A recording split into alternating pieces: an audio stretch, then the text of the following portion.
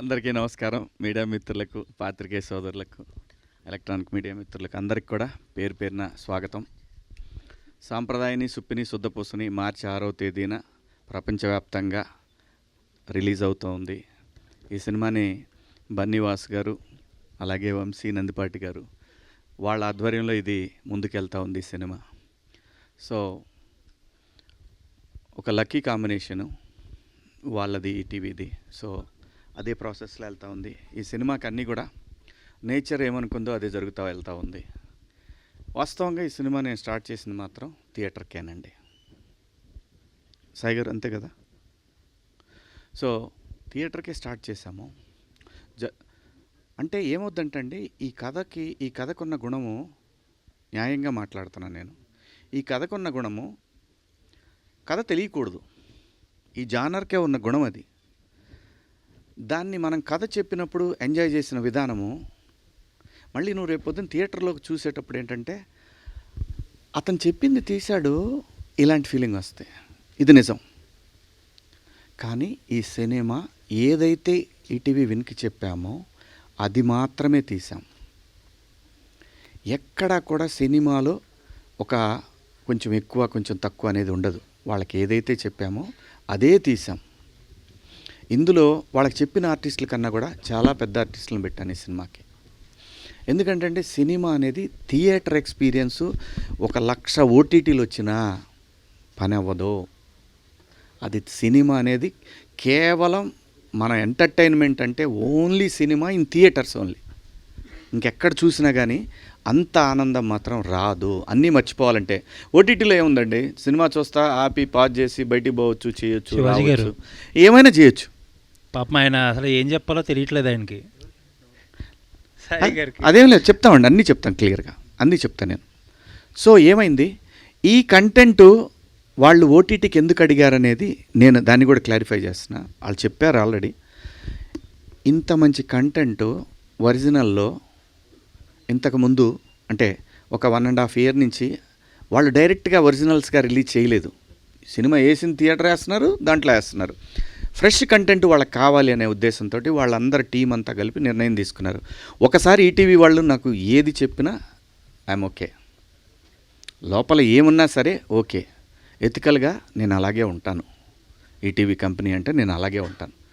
100 కోట్లు పెట్టిన సినిమా అయినా సరే ఓటీటీ అంటే ఓకే సార్ అలాగే అంటాను. సో కాబట్టి దీంట్లో ఎటువంటి ఇది లేదు. ఖచ్చితంగా ఈ సినిమానే కదండి, నేను చిన్నప్పుడు అన్ని సినిమాలు చూసా. భానుచంద్ర గారి, సుమన్ గారి, ఇంకా ఎవరు అసలు ఏ సినిమా వస్తే ఆ సినిమా చూసేవాళ్ళం, జస్ట్ ఎంటర్టైన్మెంట్. సో కాబట్టి ఓటీటీ థియేటరు అనేది లేదు. థియేటర్ ఎక్స్పీరియన్స్ వేరు. ఆ ఎక్స్పీరియన్స్ని ఈ సినిమా మీకు 100% ఇస్తుంది. సినిమా ఇది థియేటర్లో వర్కౌట్ అవ్వదు, దీన్ని ఓటీటీ ఆ ఉద్దేశం అస్సలు లేదండి, ఎవ్వరికి కూడా లేదు. ఉంటే వంశీ గారు, బన్నీవాస్ గారు, ఆయన బన్నీ అంటే అలవాటు అయిపోయింది మాకు. సో ఎందుకు రిస్క్ చేస్తారండి, ఎవరైనా చేయలేరు. వంశీ గారు, బన్నీ గారు, వాసు గారు సినిమా చూసి నా చేయి అలా పట్టుకొని పక్క తీసుకెళ్ళారు. చాలా మంచి సినిమా తీసామన్నా, చాలా క్వాలిటీ ఫిలిం తీసామన్నా అన్నారు. లేకపోతే సినిమా చూశారు బాగుంది అని నేను వెళ్ళిపోతారు కదా. వంశీ గారికి అంతకుముందు చూపించినప్పుడు ఏంటి, జస్ట్ ఊరికే రష్ చూపించాం. కాపీ వచ్చి నాకు చూద్దామన్నారు. కాపీ వచ్చినా చూసారు. ఇప్పుడు ఎలా ఉందండి వంశీ గారు అన్న, బాగుందండి అంతే. ఎవరెవరు చూసారు, మీరు వచ్చారు, వంశీ గారు, అనిల్ గారు, అలాగే ఈటీవీ ఫ్యామిలీస్ అందరూ చూసి, మా ఫ్యామిలీసు, మా టెక్నీషియన్ ఫ్యామిలీస్ అందరూ హిలేరియస్గా ఎంజాయ్ చేసిన తర్వాత ఒకటే ఆలోచన, అంతే, ఇంకా రెండో మాటే లేదు, థియేటర్కి వెళ్ళిపోదాం. ఏం సాయి గారు, పక్కా ఇదే అండి. ఇందులో ఏమీ మేనమేషాలు ఏమీ లేవు. అసలు ఒకటండి, బాలేకపోతే నేనే ఒప్పుకోను. ఏంది మన బిడ్డ అయితే మాత్రం బాలేకపోతే ఎలా, దాన్ని ఆ లెక్కలో ఎలా చూస్తాం, చూడలేం. సో ఇంత మంచి సినిమానే థియేటర్కి తీసుకొస్తూ ఉంది. చాలా నేను ఎక్కడా కూడా ఇంత కూడా లోపల గుండెల్లో ఎంత బాధ ఉన్నా కూడా నేను ఎక్కడా కూడా ఏమో సినిమా నిర్ణయమేనేమో ఓటీటీకి వెళ్ళటం, ఓకే అలాగే వెళ్దాం. మళ్ళీ అది ఎలా వచ్చి మళ్ళీ థియేటర్కే వచ్చింది సినిమా. సో సినిమాకి ఎప్పుడు ఏం కావాలో అదే జరుగుద్ది తప్ప మనం ఏం ఊహించుకున్నా జరగదు. సో అలా ఈ సినిమాకి జరిగిందండి. ఒక మంచి సినిమా, గ్యారంటీగా పక్కాగా ప్రతి ఒక్కళ్ళకి నచ్చే సినిమా దిశ. ధైర్యంగా ఇది నేను తీసిన సినిమా అని చెప్పుకోవటానికి ఏ మాత్రం చిన్న ఆలోచన కూడా మీరు కూడా మీ మన్ననలు అయితే గ్యారంటీగా పొందుతాను. మంచి సినిమా తీసామనే మాట అయితే వస్తూ ఉంది. సో ఈ క్రెడిట్ అంతా కూడా పూర్తిగా టోటల్ టీం వర్క్ అండి. ఇది డైరెక్టర్ కావచ్చు, కెమెరామెన్ కావచ్చు, ఎడిటర్ కావచ్చు, అసిస్టెంట్ డైరెక్టర్లు, కెమెరా డిపార్ట్మెంటు, ప్రతి ఒక్కళ్ళు కూడా అండి. ప్రతి ఒక్కళ్ళు నాకు ఫ్రీడమ్ ఇచ్చినటువంటి ఈటీవీ కావచ్చు, అందరూ ప్రతి ఒక్కళ్ళకి ఈ క్రెడిట్ వెళ్తూ ఉంది. ఆర్టిస్టులుగా లయ నిజంగా ఆమెకి మేము ఇచ్చిన డేట్లు చాలా తక్కువ. 20 డేస్ అయినా ఇచ్చాం. ఆవిడ ఎన్ని రోజులు చేసిందో ఆవిడకి ఒక రోజు లేకపోయినా కానీ వచ్చి లొకేషన్లోనే కూర్చునేవాళ్ళు.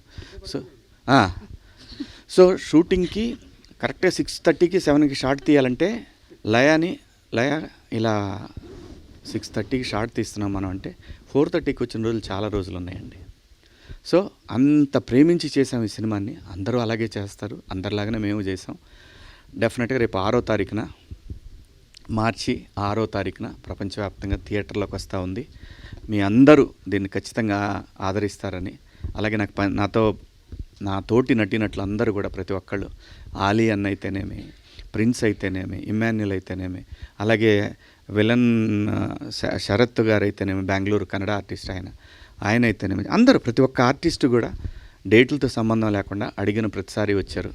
అలాగే ఈరోజు రోజా ఉన్నా కూడా ఆలీ అన్నకి ఫోన్ చేసి, అన్న మీరు వస్తే బాగుంటుందన్న అంటే ఆయన వచ్చేసారు. అది కూడా నాకు అనిపించింది లోపల, ఆయన ఉపవాసంలో ఉన్నారు, ఏమో అల్లా బ్లెస్సింగ్స్ ఉంటే వస్తాడు అనుకున్నాను. వచ్చేసాడు అలీ అన్న కూడా. సో ఇంతమంది బ్లెస్సింగ్స్ ఉన్నాయండి ఈ సినిమా. దీనికి 1.5 year కష్టం.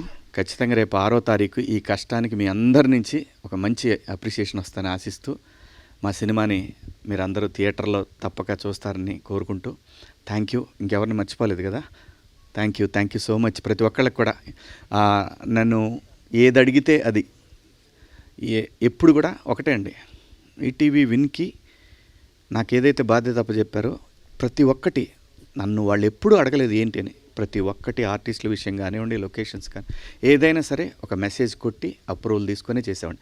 ఎందుకంటే నేను అడిగాను వాళ్ళను, ఫస్ట్ కట్ చూపిస్తా సార్, అప్పుడు మీరేం చెప్తే అది చేస్తానని.